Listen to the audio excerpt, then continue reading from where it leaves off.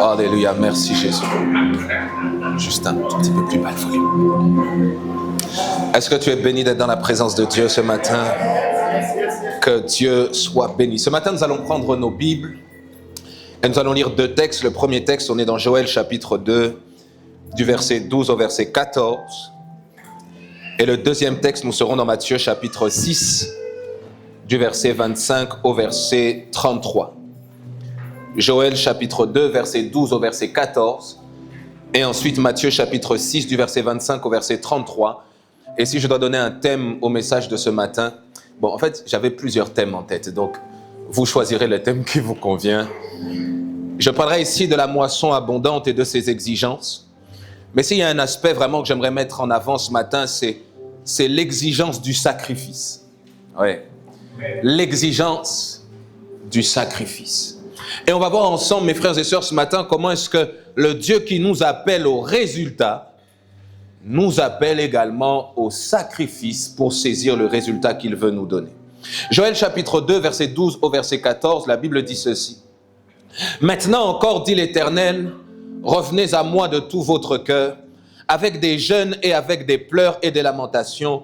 Déchirez vos cœurs et non vos vêtements, et revenez à l'Éternel votre Dieu. Car il est compatissant et miséricordieux, lent à la colère et riche en bonté, et il se repent des maux qu'il envoie.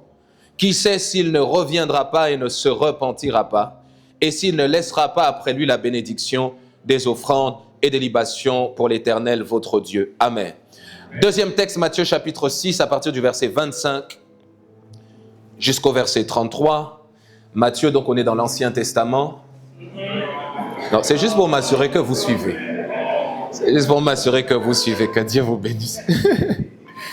Matthieu chapitre 6, verset 25. La Bible dit ceci. « C'est pourquoi je vous dis, ne vous inquiétez pas pour votre vie, de ce que vous mangerez, ni pour votre corps, de quoi vous serez vêtus. La vie n'est-elle pas plus que la nourriture, et le corps plus que le vêtement? Regardez les oiseaux du ciel, ils ne sèment ni ne moissonnent, ils n'amassent rien dans des greniers, et votre Père céleste les nourrit.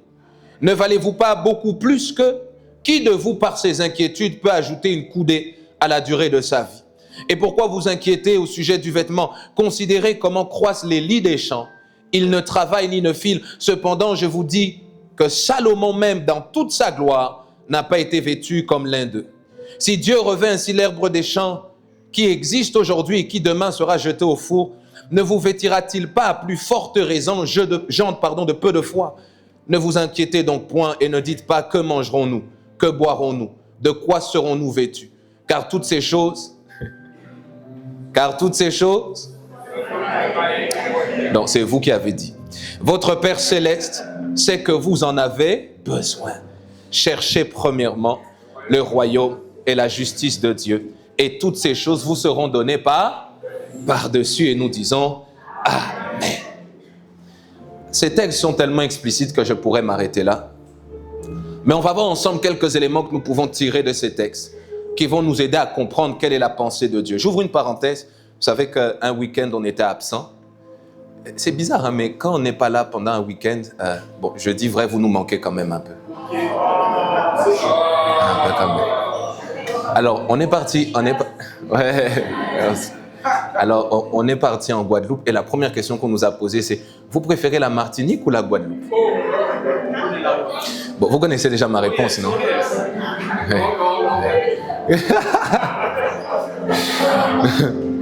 Donc, mon séjour était à la fois court, mais à la fois long en même temps parce qu'il fallait que je rentre à la maison. Donc, oui, que Dieu soit béni. Donc, je reviens à ce que j'étais en train de dire. Frères et sœurs, ce que j'aimerais que nous puissions comprendre, je vais essayer de peut-être me détacher de mes notes pour être plus dans un cœur à cœur ce matin. Ce que j'aimerais que nous puissions comprendre, c'est que, vous savez, il y a des résultats que Dieu veut nous donner.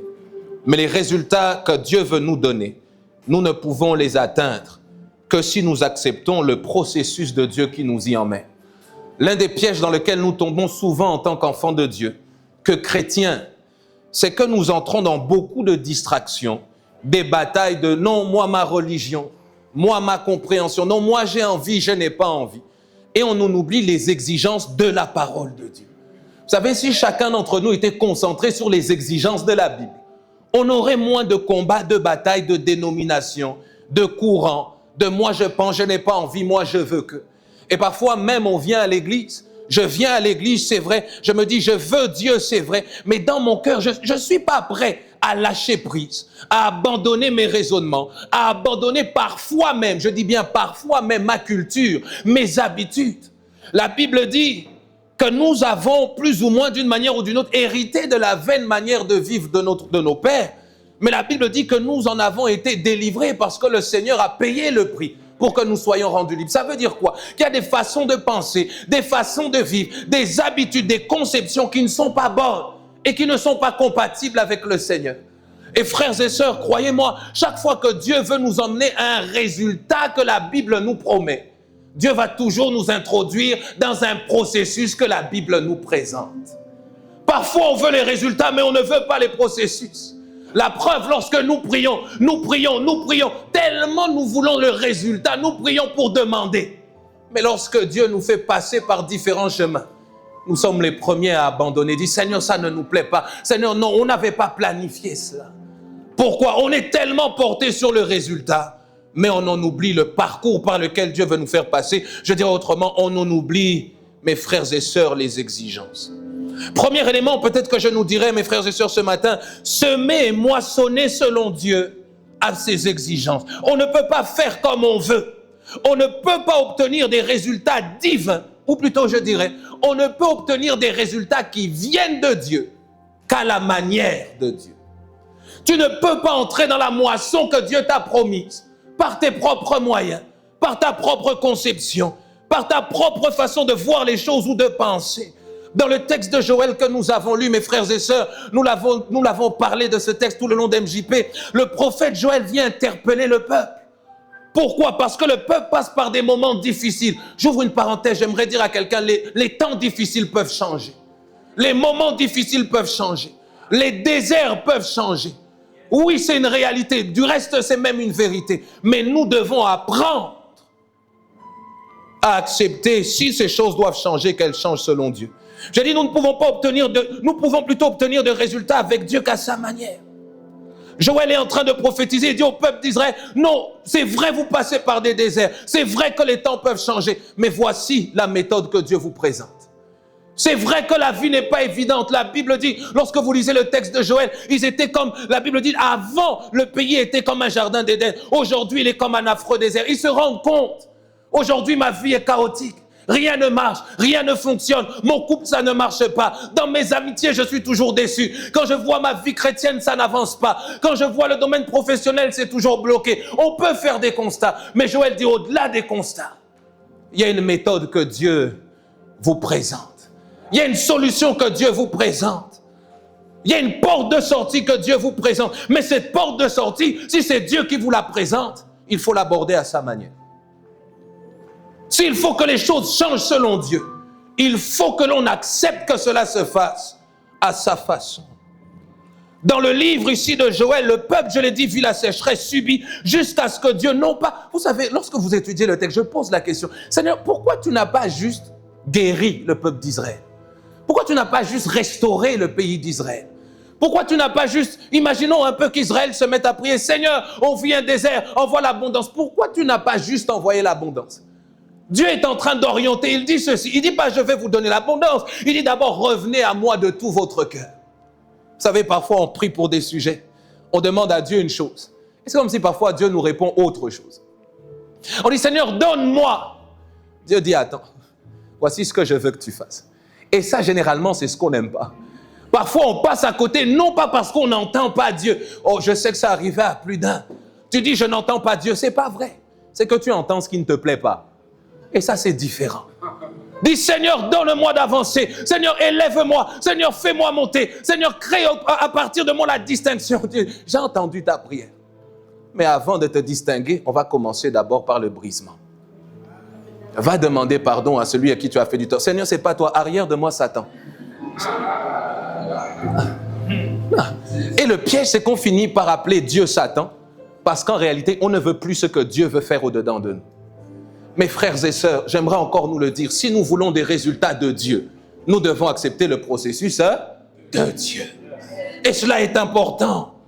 Dieu ici est en train de dire, revenez d'abord à moi de tout votre cœur. Et puis, il dit avec des jeûnes. C'est-à-dire, même si tu n'avais pas envie de jeûner, Dieu a dit, à ce moment-là, il faut que tu jeûnes. Il dit avec des pleurs. C'est-à-dire que Dieu est tellement exigeant qu'il est en train de dire, dans la démarche dans laquelle je vous attends, les larmes vont couler. Parce que parfois, quand les larmes coulent, on attribue toujours ça au diable. Non, c'est une saison de douleur, c'est le désert, l'ennemi de ma vie est vaincu. Non, Dieu peut t'introduire dans des saisons où tu vas pleurer. Et elle me dit, pasteur, qu'est-ce que tu vas nous prêcher ce matin? Moi, j'attendais que tu me dises, tes larmes vont sécher, Dieu va te donner un sourire de joie. Dieu peut aussi permettre que tu pleures. Pour que le jour où tu te réjouisses en lui. Amen. Oui. Tu vois, quand on parle de la moisson abondante, tu penses au travail, aux opportunités, à l'argent. Tant que l'argent n'est pas là, tu n'arrives pas à te réjouir. Tu vois, quand tu arrives à ce stade-là, sache que Dieu va continuer à te travailler. Oui. La Bible dit la joie. La joie de qui? De l'Éternel est ma. Oui. Mes frères et sœurs, cela est important. Deuxième texte que nous avons lu dans le livre de Matthieu. La Bible parle ici, c'est Jésus lui-même qui est en train d'enseigner ses disciples. Il va parler à ses disciples, il va leur dire ne vous inquiétez pas et toutes ces choses. Mais deux éléments retiennent mon attention. Premier élément, il dit ne vous inquiétez pas pour votre vie de ce que vous allez manger, ni boire, ni pour votre corps et de quoi vous serez vêtus. Il dit la vie n'est-elle pas plus que la nourriture et le corps pour le vêtement? Jésus est comme en train de leur dire je peux vous emmener à un autre niveau de vie, à une autre réalité, mais il faut apprendre à remettre en question votre conception. Il est en train de dire ici, le manger, mes frères et sœurs, n'est pas le plus important. Le boire n'est pas le plus important. Regarde, quand tu regardes tes objectifs de moisson abondante, tu remarqueras que tout concerne le manger, le boire, le vêtement et l'argent. Mais Jésus est en train de dire, mes amis, c'est pas le plus important. Ça veut dire que si tu passes toute l'année à chercher l'argent, à chercher le travail, à chercher le mariage, à chercher toutes ces choses, le Seigneur est en train de dire, tu cherches mal. Ce n'est pas le plus important. Tu vois, c'est comme ça que maintenant les prédicateurs ont des problèmes. Parce qu'à l'église, si on ne te prêche pas, tu vas te marier, il n'y a plus d'amen. Si on ne prêche pas, Dieu va te lever, il n'y a plus d'amen. Si on ne prêche pas, non, Dieu va te connecter aux géants de ce monde, il n'y a plus d'amen. Peut-être que Dieu ne te connectera à aucun géant. Il te connectera qu'aux pauvres pour que tu les bénisses et que tu les aides. Ouais. Tu vois, toi-même, tu dis, bon, ça, c'était pas mon projet. Moi, il fallait que Dieu me connecte aux gens de la CTM. Bon, je ferme la parenthèse. Ouais. Et au final, on ne sait plus accepter ce que Dieu veut faire. Mes amis, ce n'est pas une parole prophétique ou du reste, ça en est. Si tu n'apprends pas à entrer dans les voies que Dieu a préparées pour ton abondance, tu passeras à côté de cette abondance. Ouais. Et à la fin de l'année, on ne va pas se bagarrer à inventer des témoignages. Le Dieu qui a promis l'abondance est en mesure de le donner aussi longtemps que l'on accepte les voies qu'il a préparées. Il est en train de dire, la vie n'est-elle pas plus que le vêtement, que la nourriture, que le corps? Est-ce que mes frères et sœurs, ce que l'on poursuit n'est pas plus que cela? Est-ce que la moisson abondante à laquelle Dieu nous appelle n'est pas plus que cela?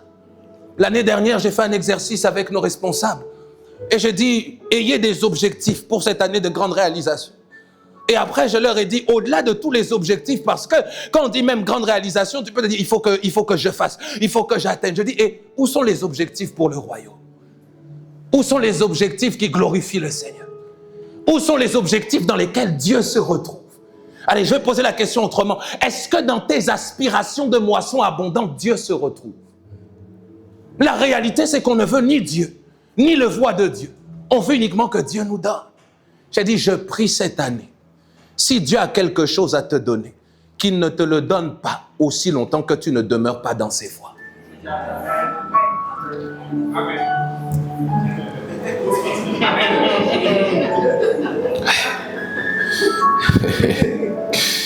C'est dit drôle de prière. Oui. Mes frères et sœurs, cela est important à comprendre. Et c'est comme ça que le Seigneur va continuer, va prendre certaines images. Et puis il continue, il revient à la fin. Il dit, ne vous inquiétez donc point et ne dites pas, que mangerons-nous, que boirons-nous, de quoi serons-nous vêtus? Il dit, car toutes ces choses, il dit, ce sont les païens. Il dit, toutes ces choses, ce sont les gens qui ne connaissent pas Dieu, qui n'ont pas de relation avec Dieu, qui les cherchent. Église, je me pose la question, est-ce que dans l'église, nous ne sommes pas un peu redevenus païens?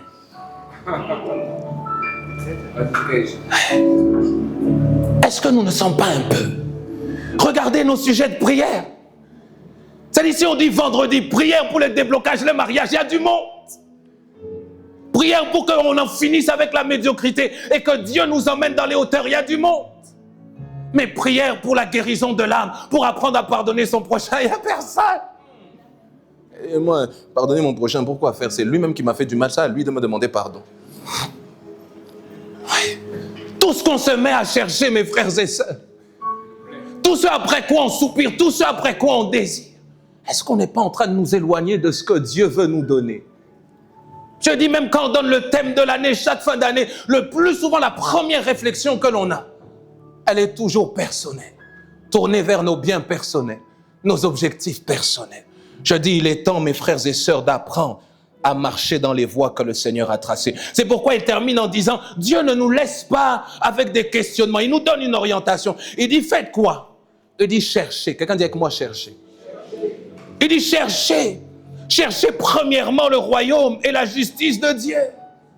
C'est-à-dire ici d'un côté, il dit la vie, c'est pas le manger, le boire et toutes ces choses. Souvenez-vous même dans le livre de Joël. Joël, quand il prophétise, il dit au peuple d'Israël, enlevez le vin de devant vous. Parce que c'est vrai qu'il y a un temps pour jouir de la vie. Mes frères et sœurs, jouir de la vie, ce n'est pas simplement être tourné vers des besoins personnels. C'est plutôt en trouver le but ultime. Il dit, revenez à Dieu, c'est ça l'essentiel. Quand Jésus parle aux disciples, il dit, cherchez premièrement le royaume des cieux et sa justice, c'est ça l'essentiel.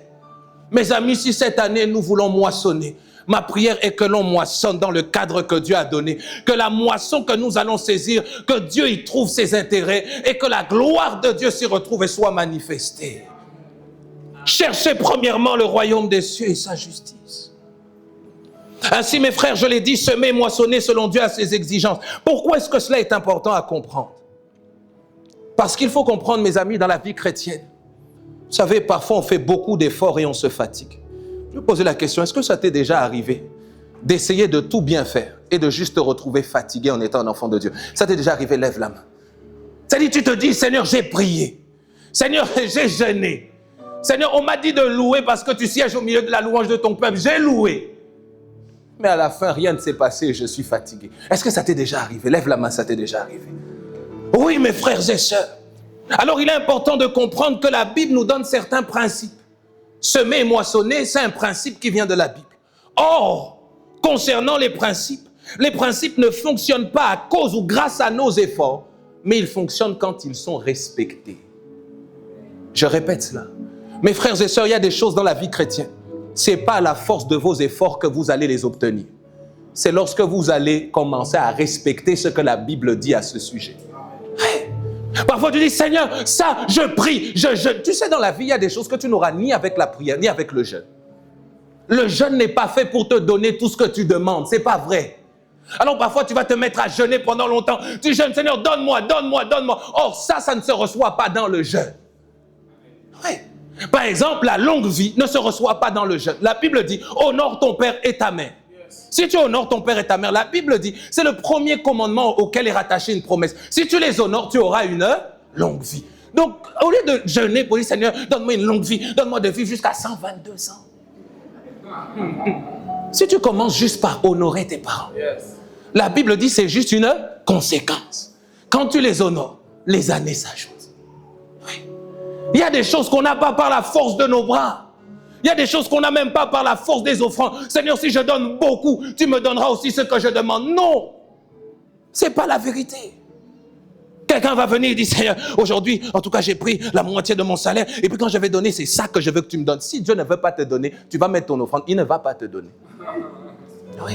Et ça crée beaucoup de frustration. Pourquoi? On ne prend pas le temps de découvrir qu'est-ce que Dieu attend de nous pour saisir ce qu'il veut nous donner. Tu vois, la première question à poser à Dieu, même quand tu reçois une parole prophétique, une orientation, une pensée qui vient de Dieu, Seigneur, qu'est-ce que tu attends de moi?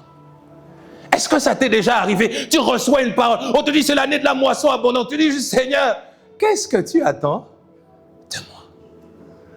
On va vite à la course, on court. On peut changer de micro, hein?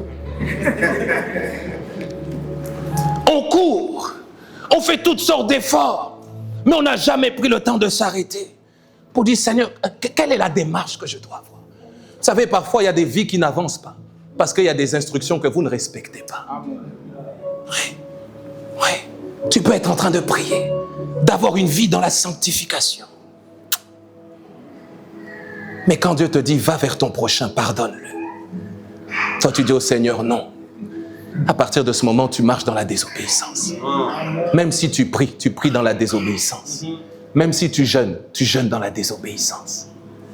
Et frères et sœurs, ce qui est sûr, c'est que dans la désobéissance, nul homme ne peut prospérer.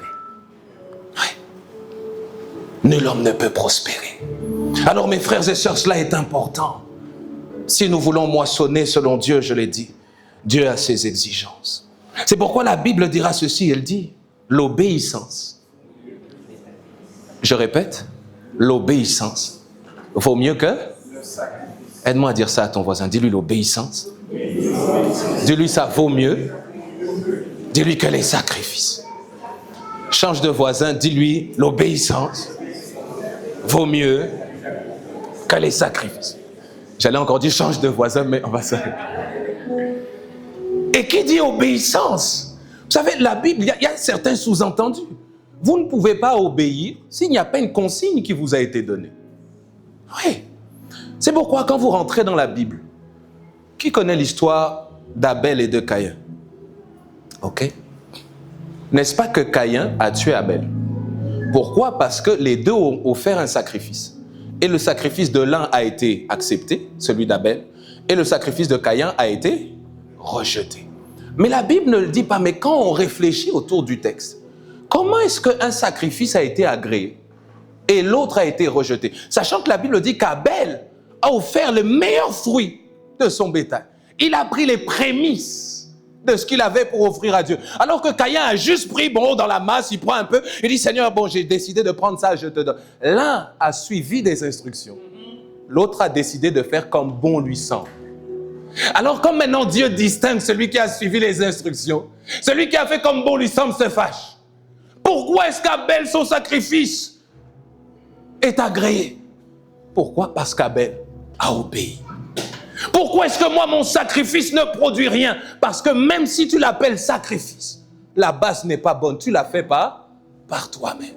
Mes frères et sœurs, l'obéissance vaut mieux que les sacrifices. Peut-être qu'aujourd'hui tu dis, Seigneur, moi je ne sais pas quoi sacrifier, quoi donner, j'ai pas beaucoup de choses. Commence à obéir à la parole.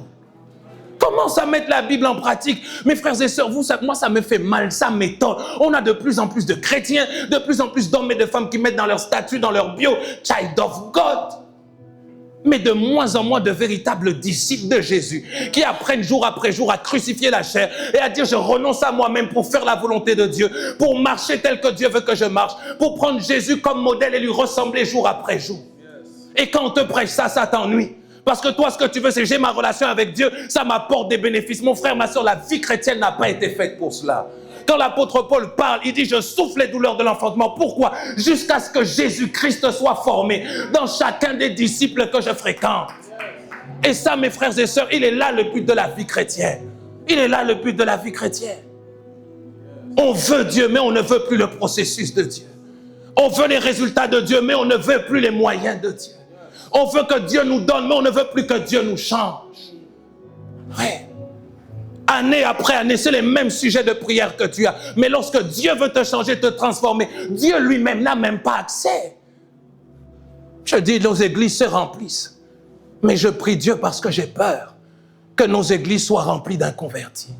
De personnes qui écoutent le message, qui disent, moi ça me plaît, ça me fait du bien, ça travaille ma conscience, bon ça peut aller, mais qui ne veulent pas entièrement abandonner leur vie au Seigneur. Ouais, mon frère, ma soeur, lorsque Jésus revient, il vient chercher ce qui lui appartient. Ce qui lui appartient, c'est ceux qui ont renoncé à eux-mêmes, qui ont renoncé à leur propre vie. Alors mes frères et sœurs, c'est plus le temps juste de chercher, non mais moi, en fait moi c'est comme ça, non mais moi c'est comme ça que j'interprète, non mais moi, qu'est-ce que Dieu attend de toi? Qu'est-ce que Dieu veut? Qu'est-ce que sa parole dit à ton sujet? Oui, apprenons à nous conformer à la parole de Dieu. Apprenons à marcher selon la parole de Dieu. Apprenons à être de véritables disciples de Jésus. Apprenons à marcher dans ses voies. Deuxième point, mes frères et sœurs. Le premier était semer et moissonner selon Dieu à ses exigences. Deuxième point, c'est que la pratique des principes bibliques, c'est un lieu de transformation. Ça veut dire quoi? Chaque fois que Dieu nous réoriente pour mettre en pratique ses principes, cela finit toujours par nous changer, nous, à l'intérieur. Je répète encore une fois, la pratique des principes bibliques est un lieu de transformation. Chaque fois que Dieu veut vous donner des résultats qui comptent, parce que dans la vie, vous pouvez courir après des résultats qui ne comptent pas. Est-ce qu'on est ensemble? C'est-à-dire, dans la vie, tu peux atteindre des résultats, mais au dernier jour, ça ne compte pas. Dans la vie, tu peux poursuivre des choses, mais au dernier jour, ça ne compte pas. Oui, la Bible est claire là-dessus, mes frères, mon frère, ma soeur. C'est-à-dire, tu peux atteindre des résultats. Tu dis, cette année, mon objectif, il est là, professionnellement. Donc, tu quadrilles bien ta vie. Mais imagine qu'à la fin, Jésus revient. Que te dit tout ce que tu as atteint? Ça ne compte, hein? Ça ne compte pas. Il y a des choses, mes frères et sœurs, que l'on peut vouloir atteindre qui ne comptent pas. Mais ce que Dieu veut nous donner, c'est des résultats qui comptent. C'est des résultats qui comptent. Et lorsque Dieu veut nous redonner des résultats qui comptent, il touchera toujours à notre personne. Il façonnera toujours notre caractère. Chaque fois que Dieu veut vous donner d'atteindre un résultat qui compte, une moisson qui compte, soyez-en sûrs, il touchera toujours à votre être intérieur. Il touchera toujours à votre caractère. Parce que pour Dieu, ce que Dieu vous donne n'est jamais plus important que ce que vous devenez. Amen. Est-ce qu'on est ensemble? Ce que Dieu vous donne n'est jamais plus important que ce que vous devenez. Quelqu'un connaît Abraham? Je pose la question, Abraham c'est qui? Non, dites ça bien fort, il ne faut pas avoir peur. Père de la foi. Quelqu'un dit c'est la mère de la foi. C'est le Père de la foi. Bon, je pose la question, quand Dieu a parlé à Abraham, qu'est-ce que Dieu lui a dit? Abraham, quitte la maison de ton père. Donc on voit la notion de sacrifice. Parce que pour nous, parfois, le sacrifice, c'est ce qui est le plus important. Tu vas voir quelqu'un qui réussit dans la vie, tu dis, comment tu as réussi? Il dit, ah, c'est le sacrifice. J'ai dormi par terre, j'ai jeûné. C'est ça qui soutient ma réussite. C'est un mensonge. Parce que tu as beau jeûner, prier, si ce n'est pas Dieu qui t'élève, ça ne vaut absolument rien. De l'autre côté, Dieu a dit à Abraham, Abraham, si tu sacrifies, il dit ceci, je vais te bénir à l'extrême. Il dit, je te donnerai des richesses. Mais remarquez qu'à la fin, ce n'est pas ce qui reste. Ce n'est même pas ce qu'on retient de lui. Ce qu'on retient de lui, ce n'est pas ce qu'il a eu. Ce n'est pas ce qu'il a fait. Mais c'est ce qu'il est devenu. Amen. Mes frères et sœurs, ce que vous allez devenir en cette année est plus important que ce que Dieu va vous donner. Amen. Même si Dieu te donne des millions d'euros, je prie que Dieu te bénisse en cascade. Ouais, attends avant de dire Amen. Ouais, parce que si la bénédiction, elle vient de Dieu, Dieu va s'assurer en cours de route de te demander Isaac. Tu vois, les Amen ont diminué. Amen. On dit, l'argent, je veux. Mais apporter Isaac, je ne veux pas. Moi, je veux Isaac et l'argent. Mes frères et sœurs, ça ne marche pas. Mais pourquoi est-ce que Dieu demande Isaac? Ce n'est pas parce que Dieu a besoin qu'Abraham tue son fils. C'est pour voir la qualité du cœur. Il dit, Abraham, tu cherchais un enfant. Je te l'ai donné. Mais je veux voir si l'enfant a éloigné ton cœur de moi. Alors il dit, l'enfant que je t'ai donné, la bénédiction que je t'ai... Tu sais, Dieu est drôle dans la vie. Dieu peut te bénir. Et c'est le même Dieu qui te demande de lui rendre la bénédiction qu'il t'a donnée. Pas parce que Dieu veut t'assécher, mais parce que Dieu veut voir la qualité de ton cœur.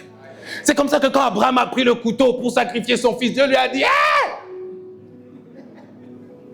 Il dit, je ne suis pas un meurtrier, Abraham, arrête. Il dit, j'ai vu ton cœur. Il dit, parce que j'ai vu que tu ne m'as pas refusé, Isaac. Il dit, maintenant, mon Dieu, il dit, maintenant, je te refuserai absolument rien. Et puis, il revient dessus, il dit, je te bénirai, je vais t'élargir. Donc, Dieu lui-même, quand il voit le cœur, la qualité du cœur, il voit que la bénédiction n'a pas changé le cœur. Il voit que ce qu'il lui a donné n'a pas changé. Je pose la question, quand Dieu va te donner de moissonner, que deviendra ton cœur? Je dirais même mieux, que deviendras-tu? J'ai vu des gens changer. Je ne parle pas de changer en bien, parce que mes frères et sœurs, la vie avance, il faut changer. Dis à ton voisin, il faut changer. Tu vois, si tu as des amis qui disent, ah, depuis que tu es à l'église, tu as changé, tu lui réponds oui. Voilà. Faut pas t'excuser. Oh non, tu sais, je suis toujours le même. C'est pas vrai, tu es plus le même. Faut accepter, tu vas changer. Ouais. Mais il y en a d'autres, quand Dieu les bénit, ils ont changé en mal. C'est-à-dire, Dieu t'a donné un peu de pouvoir, tu commences à écraser tout le monde. Dieu t'a donné, même un mariage. Maintenant, tu regardes avec dédain ceux qui ne sont pas encore mariés. Il y a avant, j'étais comme vous, hein. Sauf que tu ne sais pas que de telles réactions peuvent blesser un cœur. C'est-à-dire, tu ne prends plus conscience qu'avant, tu étais bien avec les autres. Maintenant que Dieu t'élève, ton caractère devient mauvais, les gens s'éloignent. Oh non, les gens sont jaloux. Des fois, les gens ne sont pas jaloux. C'est ton cœur, à cause de la bénédiction, tu n'as pas su gérer. Et les gens se sont éloignés parce que tu es devenu désagréable. Mais je prie dans le nom de Jésus que ce ne soit pas ton partage. Ouais. Dis à ton voisin, peu importe ce que Dieu te donne, ne néglige pas ce que tu deviens. Ouais. Le devenir est plus important, mes frères et sœurs. S'il y a un pouvoir que nous avons reçu, la Bible déclare, nous avons reçu le pouvoir de devenir enfants de Dieu. C'est un lieu de transformation. Chaque fois que Dieu nous appelle à pratiquer ses principes, c'est parce que Dieu veut nous façonner. Dieu veut nous transformer. Et ça, mes frères et sœurs, ça fait mal. Quelqu'un dit avec moi, ça fait mal. Bon, je pose la question. Chaque fois que Dieu a voulu te corriger, est-ce que c'était plaisant? Il y en a qui disent non. Ça fait mal. Quelqu'un dit avec moi, ça fait mal. La vie chrétienne, ça fait mal. Un jour, mon pasteur était en train de prêcher et il a dit ceci. Bon, chacun l'interprète à sa manière. Il dit, si tu n'as pas encore pleuré à cause de la vie chrétienne, c'est que tu n'as pas encore commencé.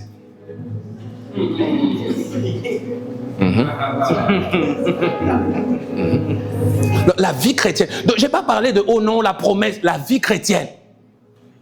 Ça ne t'a pas fait pleurer encore? Non, pose la question à ton voisin. Tu vois, si ton voisin c'est un homme, il va dire laisse-moi. Je ne peux pas dire que j'ai pleuré, laisse-moi.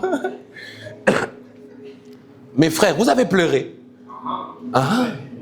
Oui, soyez honnêtes. Oui, la vie chrétienne, quelqu'un va dire, oh non, par la foi, la vie chrétienne est facile. Honnêtement, moi, je ne peux pas dire que la vie chrétienne est facile. La Bible dit, Jésus lui-même, il a appris l'obéissance par les choses qu'il a souffert. Jésus, saint dans toute sa conduite. La Bible dit, obéir au Père a créé une somme de souffrance en lui. Et tu penses que toi, tu dis, Jésus, tu es mon Seigneur et mon Sauveur, et que tu ne vas pas apprendre à obéir en souffrant. J'allais dire, dis à ton voisin, tu vas souffrir, mais je m'abstiens.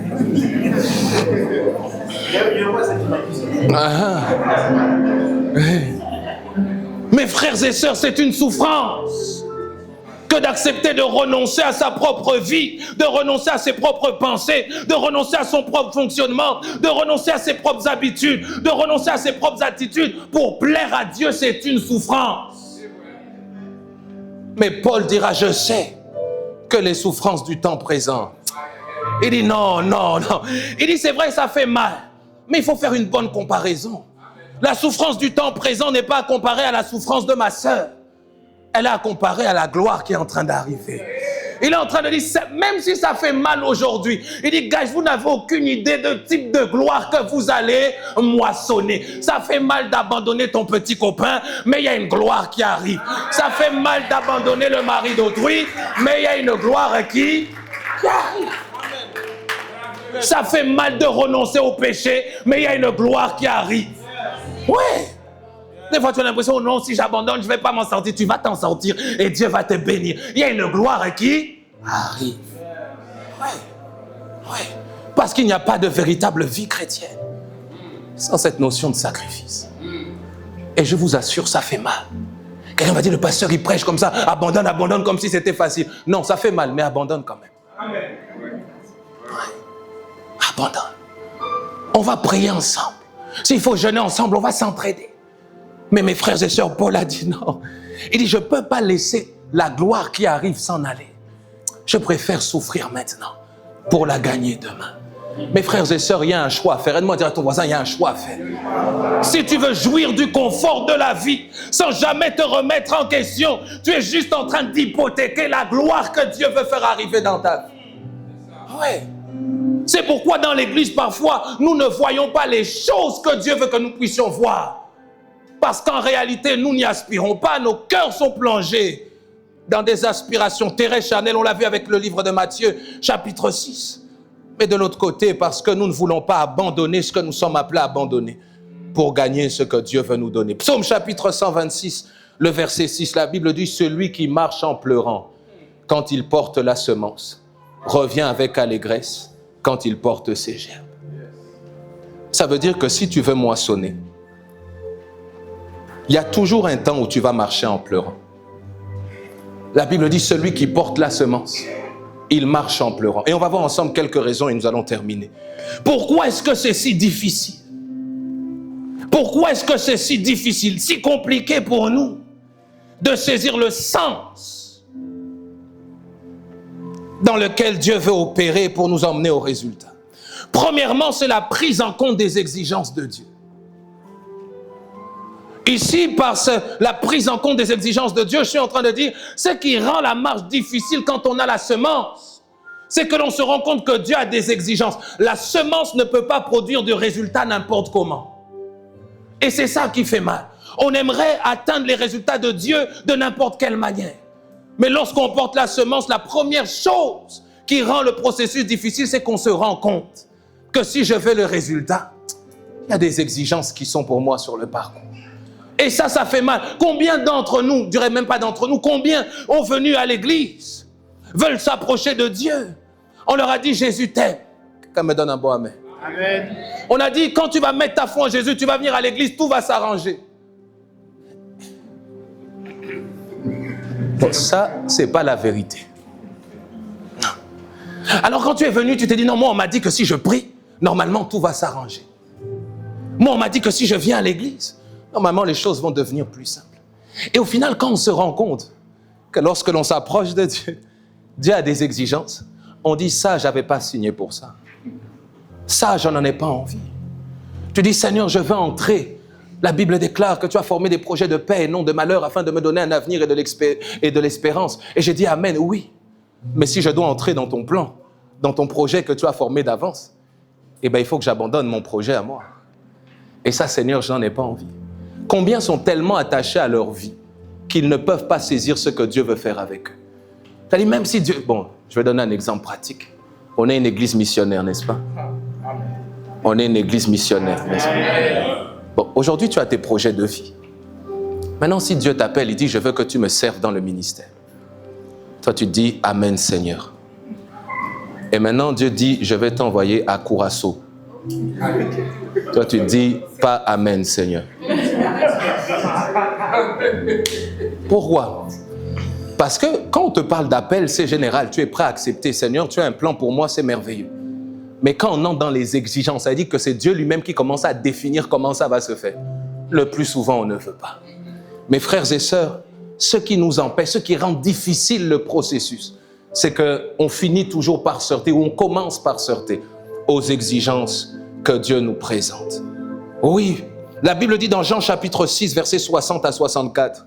Regardez un peu comment Jésus fonctionne. Jésus fait des miracles, il guérit. C'est extraordinaire, tout le monde se dit, bon, on va le suivre parce qu'il fait de grandes choses. Et un jour, Jésus s'arrête, il dit, bon. Quelqu'un dit avec moi, bon. Non, dis ça bien, bon. Jésus s'arrête, il dit, bon, on va faire une mise à jour. Quelqu'un dit avec moi, mise à jour. Il dit, bon, si vous voulez aller plus loin, vous allez manger mon corps et boire mon sang. Vous savez que la Bible dit que quand Jésus a dit ça, tous ceux qui étaient autour ont dit, bon, laissons-le, on y va, on s'en va, parce qu'on n'a pas signé pour cette affaire de manger son corps et de boire son sang. Et la Bible dit que même les disciples qui sont restés, vous savez, c'est comme ça, allez, j'ouvre une parenthèse, parfois, la question à nous poser, est-ce qu'on veut vraiment la Bible? Parce que quand on lit la Bible telle que c'est écrit, tu vois, il y a des choses, c'est choquant. Il y a des choses, quand tu lis ça, tu dis, waouh! Il y a des choses, quand tu lis ça, tu te rends compte que, Seigneur, c'est écrit, mais je ne suis pas encore prêt à accepter. En fait, parfois, ce n'est pas juste l'Église parfois qu'on rejette. Parfois, c'est la Bible elle-même. Est-ce que tu es sûr d'être en accord avec ce que la Bible dit? Parce que Jésus a dit, il faut manger mon corps et boire mon sang. Et il n'y a pas de translation, parole de vie. C'est écrit comme ça dans toutes les versions. Mais est-ce que tu es prêt encore à accepter ce que la Bible dit? Oui. Parfois, on veut un autre. Tu sais, c'est pourquoi il y a beaucoup de courants et chacun va dire, bon, moi, je préfère ce courant-là. On ne te demande pas ce que tu préfères. On te demande de t'atteler à suivre la Bible et ce qui est écrit. Certains préfèrent aller dans d'autres courants parce qu'on dit là-bas, c'est plus soft. On ne va pas te dire, arrête de vivre dans le péché. Là-bas, on ne te dira pas ça. Donc moi, ça me convient, je fais mon petit truc.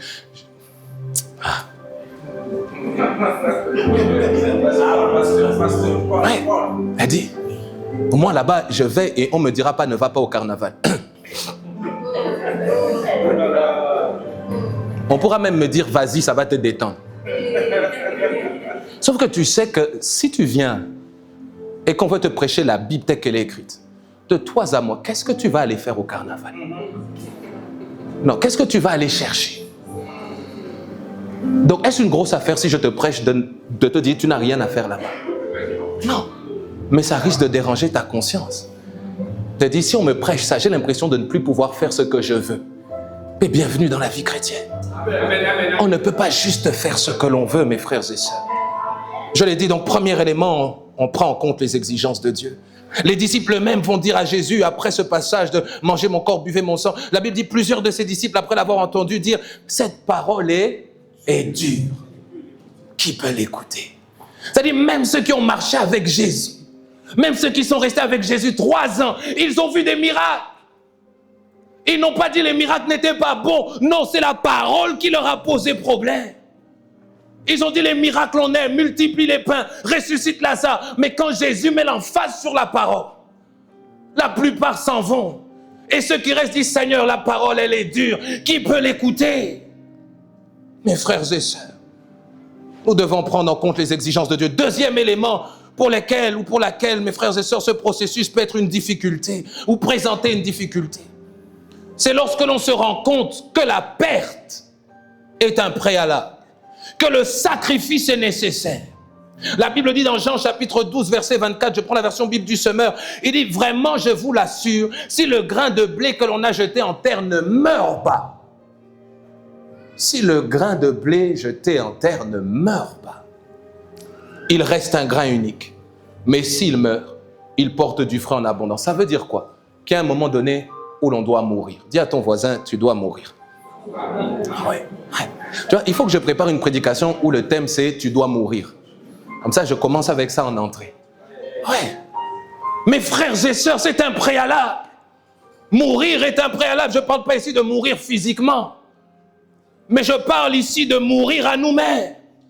Cela est un préalable, mes frères et sœurs. On l'a vu tout à l'heure dans le livre de Matthieu. Jésus qui va dire la vie, c'est plus que la nourriture, le manger, le boire. Il dit, il y a une raison plus grande. Vous ne pouvez pas rester focalisé sur ce qui vous concerne, vous, le moi, votre propre vie. Non, il y a le royaume, la justice de Dieu que vous devez chercher. Quand on parle de justice, dans d'autres versions, la Bible parle de la volonté de Dieu. C'est comme ça que Jésus pouvait dire, ma nourriture, vous ne la connaissez pas, mais c'est de faire la volonté de mon Père qui est dans les cieux. Ça veut dire que ce qui motivait Jésus, ce qui motivait sa vie, était un but beaucoup plus grand que sa propre vie à lui-même. Combien sommes-nous devenus auto-centrés, mes frères et sœurs? Tournés vers nous-mêmes. Même dans la vie chrétienne, ce que nous cherchons, c'est toujours pour nous-mêmes. La Bible dit, si nous voulons moissonner, porter du fruit, la Bible dit, et à un moment donné, où tu dois mourir, mourir à toi-même. Tu ne peux pas vivre ta vie chrétienne à ta convenance et espérer moissonner selon ce que Dieu désire. Non, tu dois mourir à toi-même. Tu dois apprendre à vivre, mais pas à vivre pour toi-même, à vivre pour Dieu. Mes frères et sœurs, nous devons apprendre à mourir à nous-mêmes. Il n'est plus question de nous, il est question de vivre pour Dieu. J'ai dit, il n'est plus question de nous, il est question de vivre pour Dieu. Il est question de vivre pour Dieu, de vivre pour les intérêts de Dieu, pour vivre pour la volonté de Dieu, mes frères et sœurs. Non plus pour nous-mêmes. Et cela n'est pas un luxe que l'on offre à Dieu. C'est juste un préalable. Ça veut dire qu'il n'y a pas de moisson abondante sans mort à soi. C'est-à-dire cette année, tu n'auras pas de résultat sans mourir un peu plus à toi-même. Mourir à toi-même, ça peut concerner les accomplissements. Mais ça peut aussi concerner, on l'a vu, mes frères et sœurs, le caractère. Oui. Ça peut concerner le caractère. Mes frères et sœurs, la vie chrétienne, c'est un appel à mourir à soi-même. Vous savez, parfois, tu as envie de te mettre en colère. Et tu as aussi envie d'agir sous la colère. Tu dis, il m'a fait ça, il ne me connaît pas. Il ne sait pas qui je suis. Un jour, quelqu'un m'a dit, pasteur, c'est à moi qu'on fait ça. Alors, comme moi, j'aime blaguer, je vais poser la question, tu es qui? Là, peut-être c'est moi qui n'ai pas la bonne image, peut-être que toi, il ne faut pas te toucher, il ne faut pas... Non. Et parfois, on a envie de répondre nous-mêmes. On a envie d'agir par nous-mêmes. La Bible parlant de la colère, la Bible ne dit pas que nous n'avons pas le droit d'être en colère. La Bible dit, n'agissez pas sous la colère. Pourquoi? Parce que la colère n'accomplit pas la justice de Dieu. C'est-à-dire quoi? La colère, c'est un sentiment que tout le monde peut avoir. Mais lorsque tu laisses la colère te dominer, sache que tu vas faire ce que Dieu ne veut pas que tu fasses. Ouais. Mourir à toi-même, c'est te rapprocher de l'obéissance à la parole de Dieu. Quand quelqu'un te fait du tort et que la Bible dit pardonne ton prochain et que tu n'en as pas envie. Je ne sais pas si ça t'est déjà arrivé, tu te rends juste compte que Dieu te demande de faire quelque chose. Mais pendant un laps de temps, dans ton cœur, tu es en train de lui dire, Seigneur, je n'ai pas envie. Si chaque fois que Dieu te parle, tu dis, yes, amen, j'en ai envie à 200%, tu vas prier pour nous avec imposition des mains parce que peut-être c'est nous qui avons un problème. Amen. Ouais. Et c'est ce sentiment qu'on appelle mourir à soi. J'ai ma propre volonté, mais je dois apprendre à dire je refuse. J'ai mes propres envies, mais je dois apprendre à dire je refuse. J'ai mes propres projets, mais je dois apprendre à dire je refuse. J'ai mes propres aspirations, j'ai mon propre planning, mais je dois apprendre à dire Seigneur, je refuse. Oui, j'ai bien des rêves, j'ai des visions, il y a beaucoup de choses auxquelles j'aspire que je veux. Je dois apprendre à dire je refuse. C'est comme ça que l'apôtre Paul dit, ce n'est plus moi qui vis. Vous savez, pour dire une telle parole, il faut arriver à un tel niveau de sacrifice de soi-même. Pour dire, Seigneur, non, il n'y a plus rien de moi dans moi. C'est Jésus qui vit en moi. Je le dis, frères et sœurs, ce n'est pas quelque chose d'extraordinaire. C'est juste un préalable. Il est nécessaire pour aller plus loin de mourir à soi-même.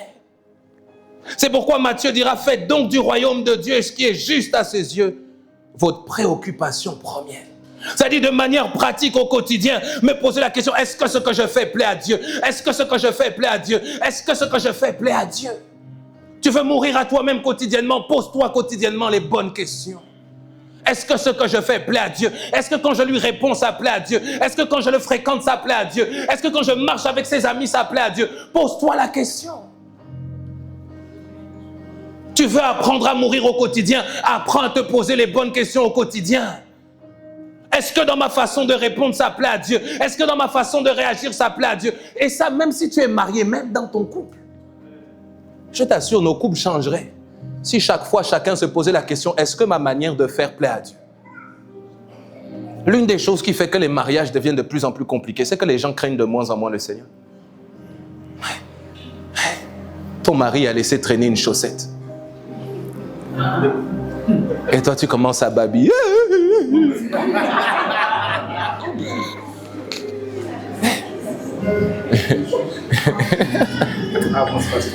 Et ça crée de l'irritation. Tu vois, tu peux le prendre par la main, vous vous asseyez, tu dis, chérie, écoute, tu vois les chaussettes? Il y a un panier pour ça, il y a un panier. Tu le prends par la main, tu l'emmènes devant le panier, tu dis, tu vois ça? C'est pour mettre les chaussettes dedans. Et puis après, tu lui poses la question, Doudou, tu as compris? Tu vois, ça change. Ça change, ouais. Ça change. Bon, après, chacun met ça en pratique dans son foyer. Oui. Mais il faut se poser la question. Parfois, en réalité, les choses s'enveniment parce qu'on n'a pas la bonne attitude. Oui.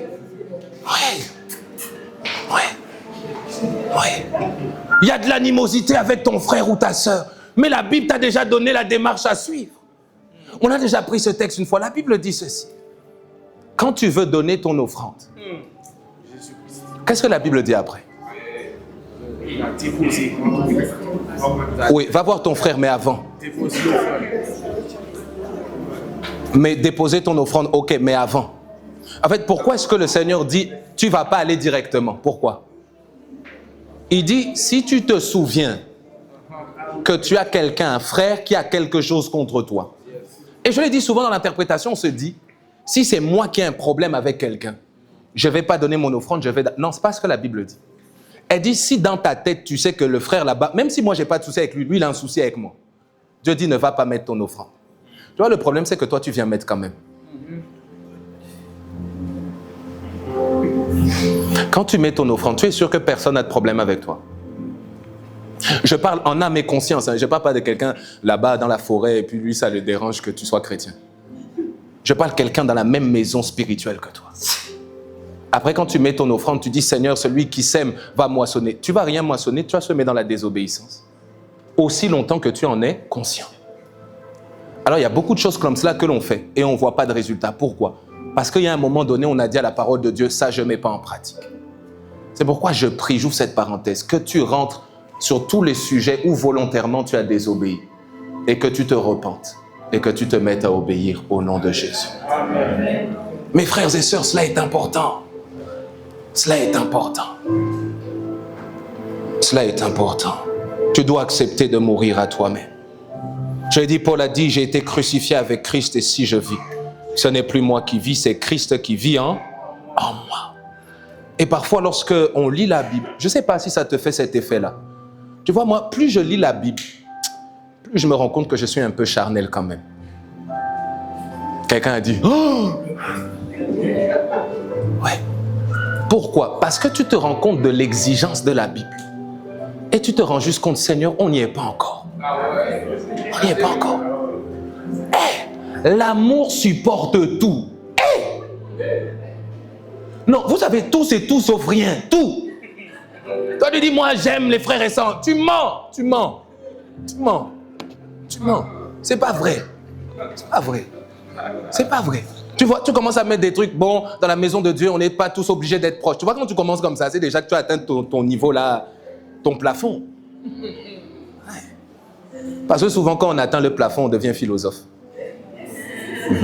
On commence à trouver des tournures de phrases. Non, mais en fait, non, la Bible, quand elle te demande d'aimer, la Bible dit, l'amour là en question supporte tout. Il croit tout. Il pardonne tout. Tu vois, des fois, moi-même, je rentre en moi-même, je réfléchis.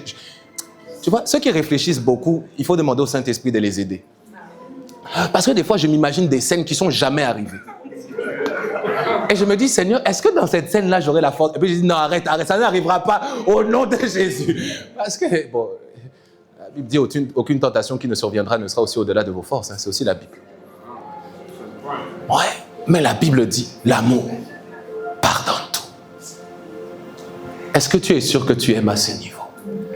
Ou bien quand tu vas lire ça, tu vas juste te rendre compte, Seigneur, il y a un aspect où je suis encore un peu charnel. J'ai besoin que tu travailles en moi. J'ai besoin que tu me façonnes encore. J'ai besoin que tu me corriges encore. Quelqu'un va commencer à dire, non, moi, ma patience a des limites.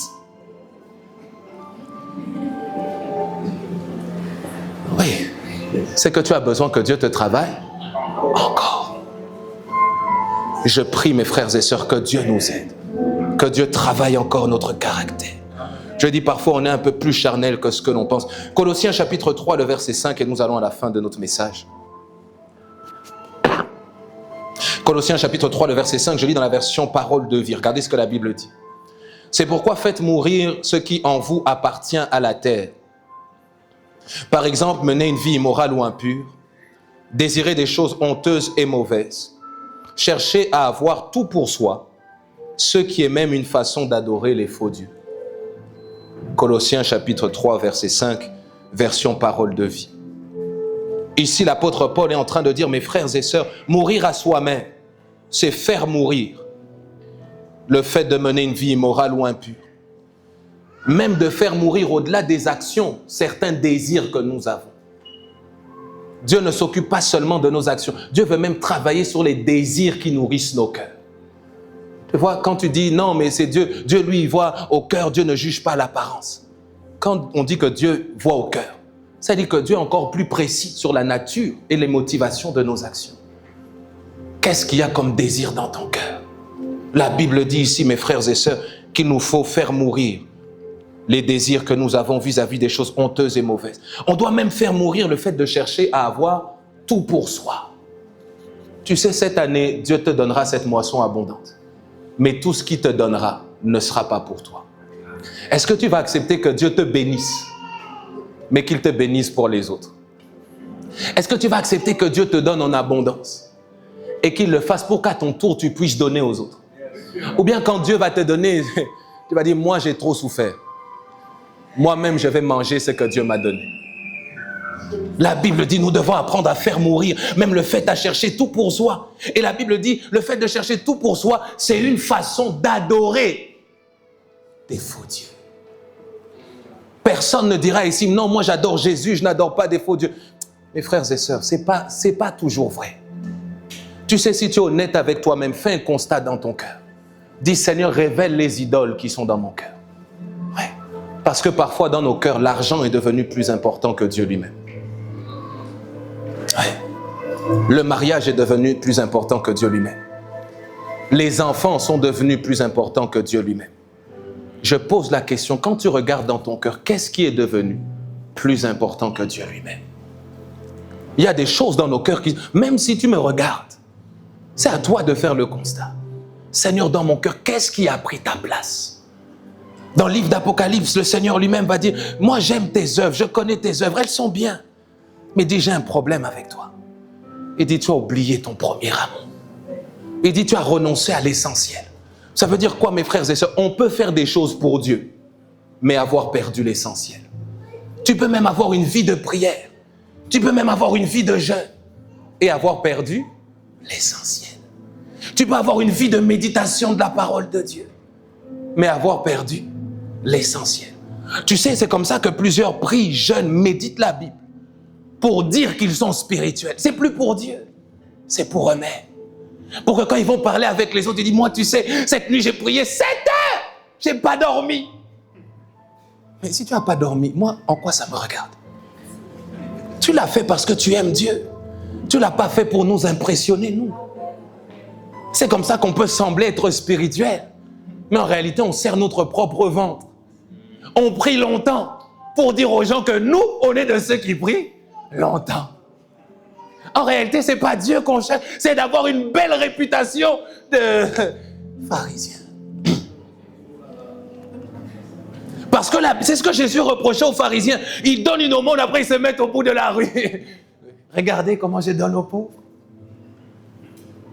Ils prient debout dans les carrefours pour dire, nous on est en prière, vous êtes des païens, nous on est en prière. Ils ne le faisaient plus dans le but de réjouir le Seigneur, mais dans un objectif personnel. Mes frères et sœurs, nous devons apprendre à demander à Dieu, Seigneur, quelles sont les idoles qui sont cachées dans nos cœurs? Oui. Tu vois, c'est comme ça parfois, tu ne sais même plus comment ça s'est fait, mais tu es devenu très attaché à l'argent. Très attaché.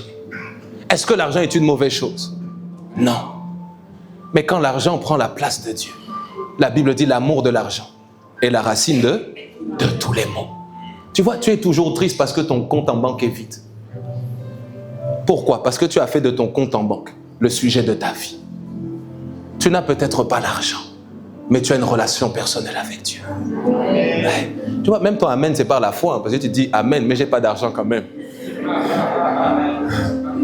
Tu vois, la véritable spiritualité, quand tu meurs suffisamment à toi-même, l'apôtre Paul a dit, que ce soit dans la pauvreté, que ce soit dans la disette, que ce soit dans l'abondance, il dit, j'ai appris à vivre, que j'ai ou que je n'ai pas, que les gens soient là ou qu'ils ne soient pas là, que l'on m'aime ou que l'on m'aime pas, j'ai appris à vivre. Pourquoi? Parce que ce que je cherche, je l'ai en Jésus-Christ.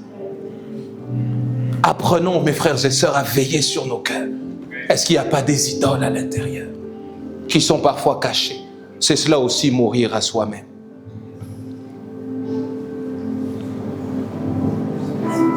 Dernier élément que je nous donne, c'est que l'une des choses qui rend difficile cette notion de sacrifice, toujours, mes frères et sœurs, c'est l'écart entre le moment où je perds ce que j'ai et le moment où la promesse s'accomplit. La Bible dit, si le grain tombé en terre ne meurt, ça veut dire d'abord le grain doit mourir. Et la Bible dit, c'est après que le grain va donner du fruit. Mes frères et sœurs, entre la sortie de l'Égypte et l'entrée dans la terre promise, il y a toujours un temps de désert. Ouais. Moi, dire à ton voisin, il y a toujours un temps de désert. Change de voisin, dis-lui, il y a toujours un temps de désert. Je fais un sondage. Qui aime le désert, lève la main. Hey! Je reprends la question. Qui aime le désert, lève la main. Il n'y a que ma femme qui a levé. Je ne sais pas comment je dois prendre ça.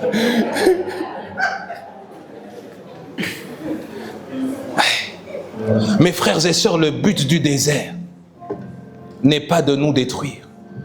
C'est le processus que Dieu a établi, durant lequel il va continuer à nous façonner, durant lequel il va nous repositionner, durant lequel il va remplir nos cœurs, il va vider nos cœurs de nos intérêts personnels pour les remplir de ses intérêts à lui. Jacques dira ceci: mes frères, regardez comme un sujet de joie complète les diverses épreuves auxquelles vous pouvez être exposés, sachant que l'épreuve de votre foi produit la patience. Mais il faut que la patience accomplisse parfaitement son œuvre, afin que vous soyez parfaits et accomplis.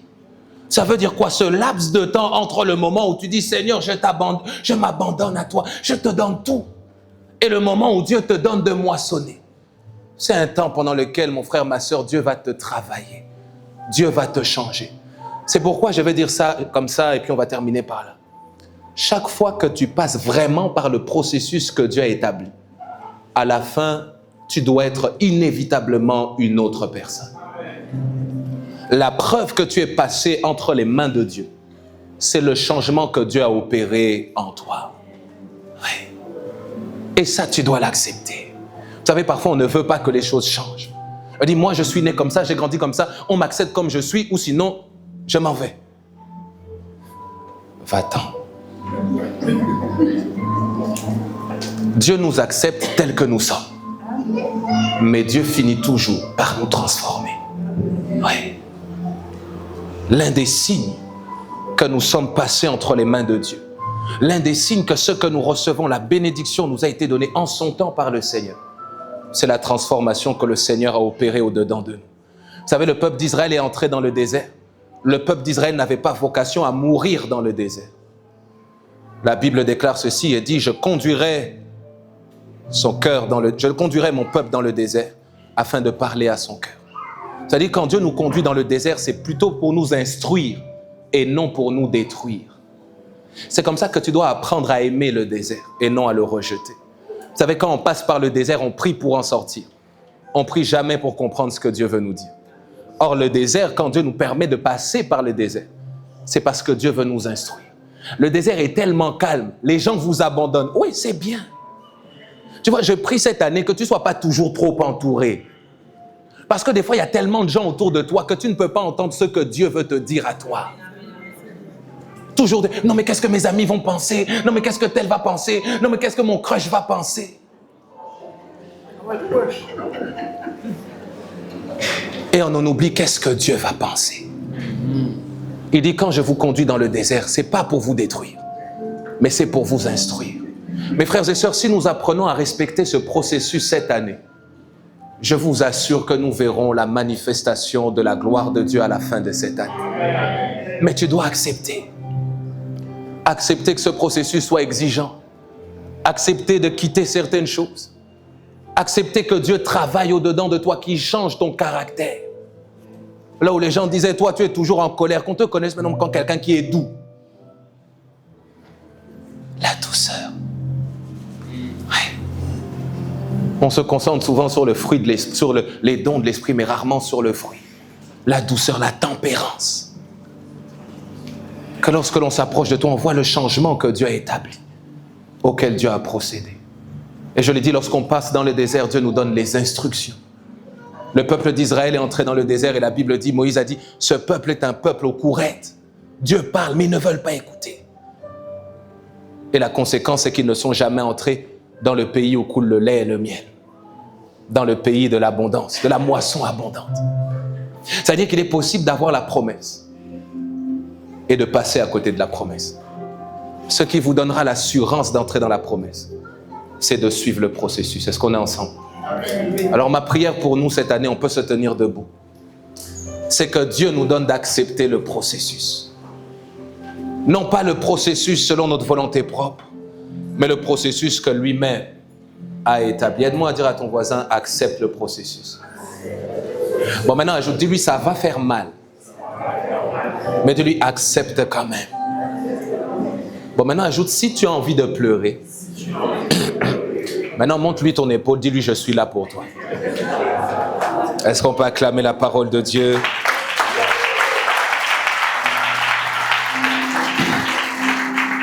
Je veux que tu pries ce matin, on va prier ensemble. Je veux que tu as certainement retenu un aspect de ce message.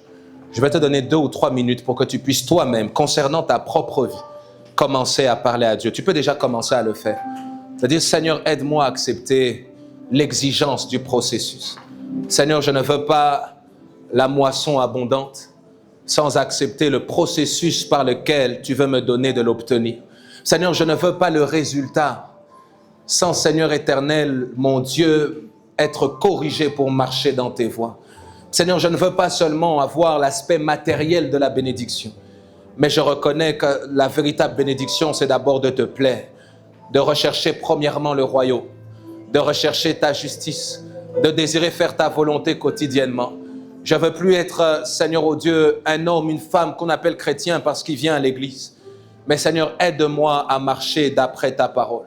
Aide-moi à me soumettre à ta parole. Aide-moi, Seigneur, même sur les sujets sur lesquels aujourd'hui ça semble difficile pour moi.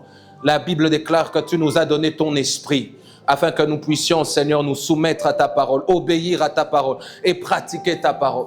Seigneur, je prie pour l'Église afin que le jour où tu reviendras, tu trouves des hommes et des femmes qui ont pris la discipline au quotidien de chercher à te plaire, de chercher à faire ta volonté.